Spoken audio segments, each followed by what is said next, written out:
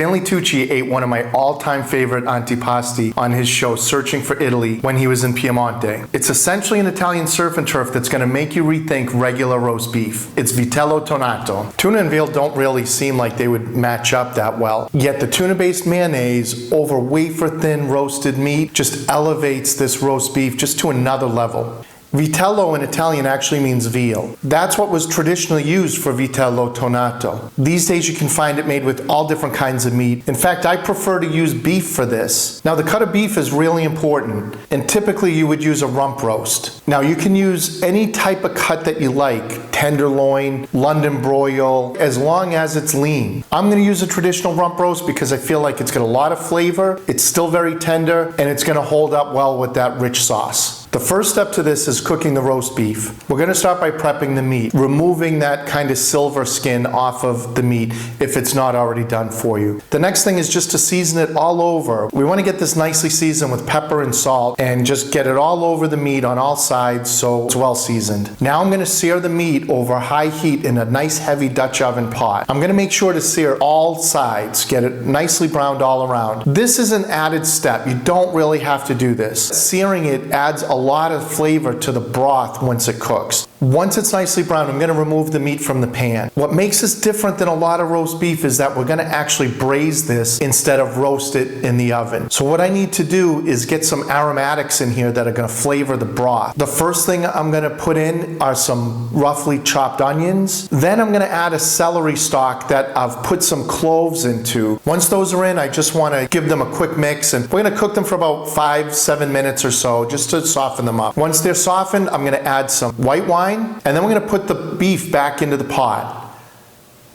Next, I just need to add some water to get it about halfway up the sides of the beef.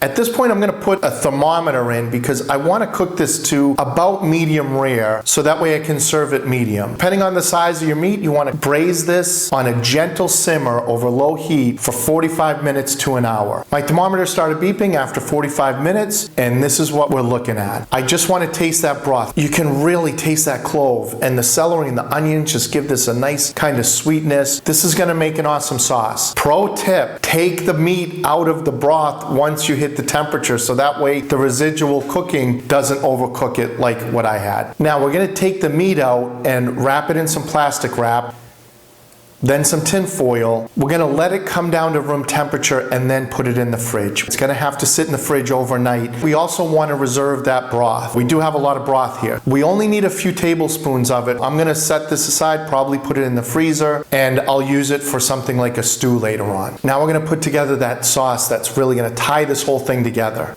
We want to start by making sure that we're going to use tuna packed in oil. We're also going to separate the tuna from the oil because we're going to use that oil to make the mayonnaise. We're going to start by making a homemade mayonnaise. If you're wary of using raw eggs and making your own mayonnaise, you can go ahead and use a prepared mayonnaise. That's fine. So we'll start by putting some vinegar into the receptacle and then that oil that we got from the tuna cans. Next, we're going to put a couple of eggs in here.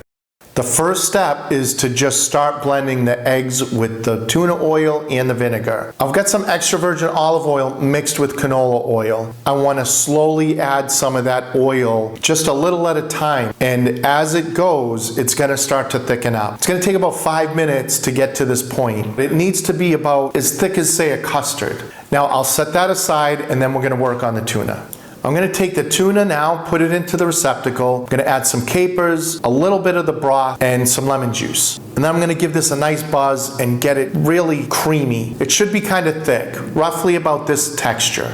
Now I just need to add this to the mayonnaise. We're going to give it a nice mix, and then I'm going to check it for seasoning. Just need a little bit of black pepper and a little bit of salt. That's your sauce right there. I'm going to set this aside, put it in the fridge while I slice up the meat. And we want it really cold when we slice it up. This is going to make it really easy to slice it very, very thinly. So I'm just going to lay these down on my serving dish, and I'm just going to pour this over, gently filling those crevices, and you can really load it up if you want. In Italy, you won't see any meat. They're just going to fill it up with that sauce. We're going to sprinkle some of those capers around the plate. I'm using the brined ones, so that way when you take a bite with the caper, it just gives that bright kind of saltiness and acidity that really works well in that rich sauce.